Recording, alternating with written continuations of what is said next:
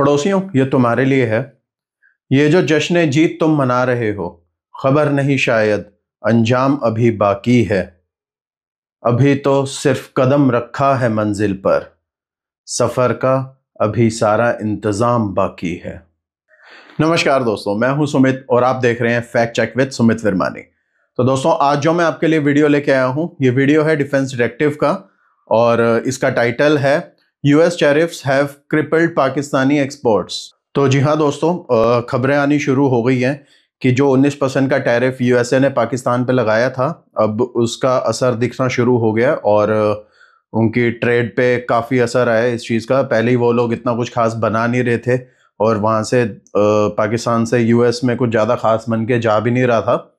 थोड़ा बहुत एग्रीकल्चर वगैरह का कुछ जा रहा था, बस वही था, और थोड़े स्पोर्ट्स के इक्विपमेंट्स वगैरह थे। तो अब उन पे भी असर दिखना शुरू हो गया है। और ये इकलौती ऐसी कंट्री है जिसे उस टाइम पे जब ये टैरिफ चल रहा था और ट्रम्प सब पे टैरिफ लगा रहा था, तो इनको इस बात का दुख नहीं था कि इनके ऊपर 19% का टैरिफ लग गया। ये इस चीज का जश्न मना रहे थे कि इंडिया पे 50% का टैरिफ लग गया। तो चलिए दोस्तों, देखते हैं आलोक सर आज अपनी वीडियो में क्या बता रहे हैं। दोस्तों, पाकिस्तान की अर्थव्यवस्था एक ऐसा डूबता हुआ जहाज है जिसकी तली में 72 नहीं 1072 छेद हो चुके हैं। एक को बंद करो तो दूसरे से पानी घुसने लगता है। आईएमएफ, वर्ल्ड बैंक से लेकर चीन और गल्फ कंट्रीज तक से भीख मांग मांग कर गुजर बसर करने वाला पाकिस्तान पिछले 3-4 महीने से बहुत खुश था।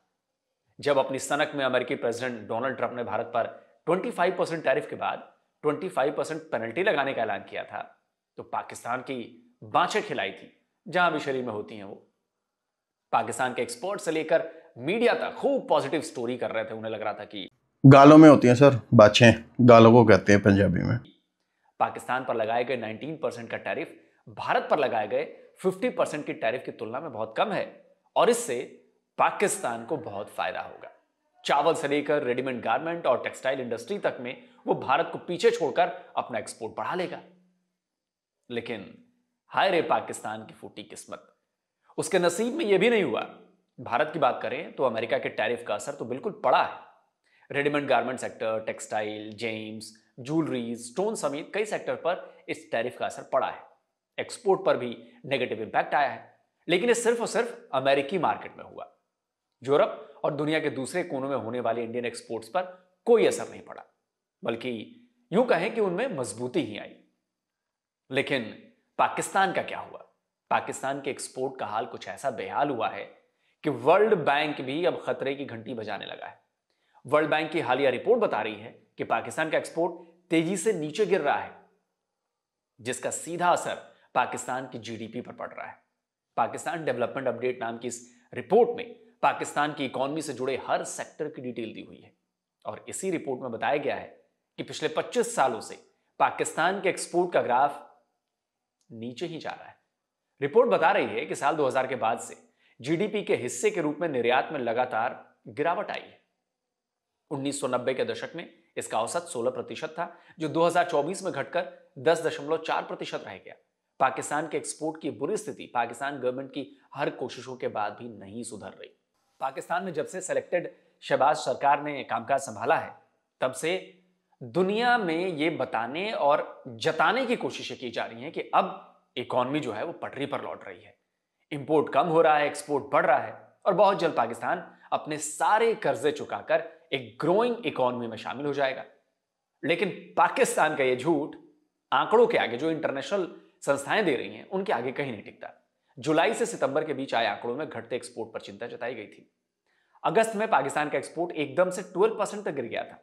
अगस्त में पाकिस्तान ने 683.37 बिलियन पाकिस्तानी रुपए का एक्सपोर्ट किया था, जो अगस्त 2024 के एक्सपोर्ट से 11.18% कम था। 16 अक्टूबर की रिपोर्ट में बताया गया कि टेक्सटाइल के एक्सपोर्ट में बढ़ोतरी के बावजूद जो पाकिस्तान का ओवरऑल एक्सपोर्ट है वो गिर गया है और वो भी 3.88%। अब सबसे जरूरी बात कि आखिर इतनी कोशिशों के बाद भी पाकिस्तान का एक्सपोर्ट बढ़ क्यों नहीं रहा है? तो वर्ल्ड बैंक की रिपोर्ट में इस पर भी बात की गई है। वर्ल्ड बैंक के मुताबिक पाकिस्तान का एक्सपोर्ट $60 बिलियन कम है और इसकी वजह है हाई टैरिफ। पाकिस्तान में महंगी बिजली और पाकिस्तान में आने वाले लॉजिस्टिक इश्यूज। अब ये समस्या पाकिस्तान में ना तो नई है और ना ही खत्म होने वाली। पाकिस्तान के आम लोग भी महंगी बिजली से परेशान हैं, लेकिन जरा सोचिए कि लॉजिस्टिक प्रॉब्लम्स का क्या हाल है कि वो पाकिस्तान के पूरे एक्सपोर्ट पर इंपैक्ट डाल रहा है। असल में बात यह है कि पाकिस्तान अपनी इकोनॉमी की बेसिक प्रॉब्लम्स को रूल आउट करने की तरफ सोच ही नहीं रहा। वो केवल और केवल अपनी इकोनॉमी की मरहम पट्टी करने की कोशिश कर रहा है, जबकि उसकी इकोनॉमी को सर्जरी की जरूरत है जो उसकी पॉलिसी से लेकर उसके इंफ्रास्ट्रक्चर को दुरुस्त कर सके। लेकिन मुनीर के इशारों पर नाचने वाली शहबाज सरकार केवल इन कमियों को ढकने में जुटी हुई है, जिसका नतीजा आपके सामने है। एक्सपोर्ट्स में आ रही भारी गिरावट जो सबको दिख रही है, और ये वर्ल्ड बैंक कह रहा है, भारत का मीडिया नहीं कह रहा। तो दोस्तों, इस वीडियो को लाइक करिए, शेयर करिए, और जिन दोस्तों ने अभी तक डिफेंस डिटेक्टिव को सब्सक्राइब नहीं किया तो भाई चैनल को सब्सक्राइब करें, साथ में बेल आइकन प्रेस करें, और हाँ, ऑल नोटिफिकेशन ऑन करना मत भूलिएगा, जिससे हमारे द्वारा अपलोड किए गए वीडियो की। तो चलिए दोस्तों, वीडियो खत्म हो गई है। और दोस्तों, मैं एक दो बातें आपसे करना चाहूंगा। देखिए, बात सिर्फ ये नहीं है कि प्रोडक्शन कम हो गई या ट्रेड में उनके कमी आ गई, लेकिन एक चीज होती है सेंस, कॉमन सेंस, जो उन लोगों में नहीं है। समझ रहे हैं आप? पाकिस्तानियों में कॉमन सेंस नाम की चीज नहीं है। उनके अंदर, चाहे आप कॉमन सेंस ले लो, बिजनेस सेंस ले लो, किसी भी चीज की ले लो, वो नहीं है उनके अंदर।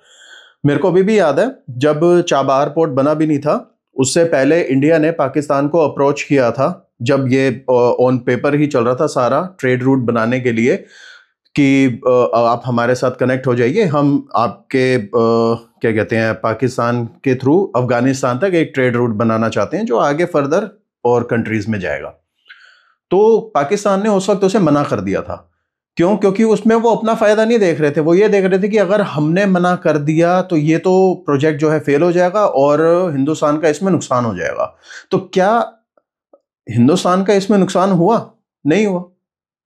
ट्रेड तो फिर भी हुआ, रूट बना, चाबहार पोर्ट के थ्रू बना। तो अगर आप उनमें कॉमन सेंस होती तो क्या ये कभी इसको मना करते? अगर ये दिल से चाहते कि अगर ये इनका जो देश है वो आगे बढ़े, तो इसको कभी मना नहीं करते। उस वक्त जो एक प्रिडिक्शन की गई थी कि अगर पाकिस्तान हाँ करता है तो उनको इस रूट के थ्रू साल का मेरे ख्याल 12 से 15 बिलियन डॉलर का फायदा ही होगा। फिर उनमें वहां पे इंफ्रास्ट्रक्चर बनेगा, वो अलग, वहां के लोगों को जो काम करने के लिए हायर किया जाएगा वो अलग, वहां के लोकल ट्रांसपोर्टर्स को हायर किया जाता वो अलग। तो अब आज की डेट में हो क्या रहा है? वो लोग पिक्चर में कहीं भी नहीं है। 12 से 15 बिलियन डॉलर की उनकी जो सालाना आमदन थी, उन्होंने उसको भी लात मार दिया। और आज की डेट में कर क्या रहे हैं वो? 1-2 बिलियन डॉलर्स के लिए कभी IMF, कभी चाइना, कभी वर्ल्ड बैंक, यहीं पर ही धक्के खा रहे हैं। आज उनके देश में उनके आटे की कीमत क्या रखी जाएगी, उनकी सब्जियों की कीमत क्या होगी, उनके क्या कहते हैं, बिजली के बिलों की क्या कीमत होगी, ये सब कौन डिसाइड कर रहा है? ये IMF डिसाइड कर रहा है। तो दोस्तों, वीडियो को आज यहीं ख़त्म करते हैं और आपसे मिलते हैं अगली वीडियो में। तब तक के लिए जय हिंद, वंदे मातरम, भारत माता की जय।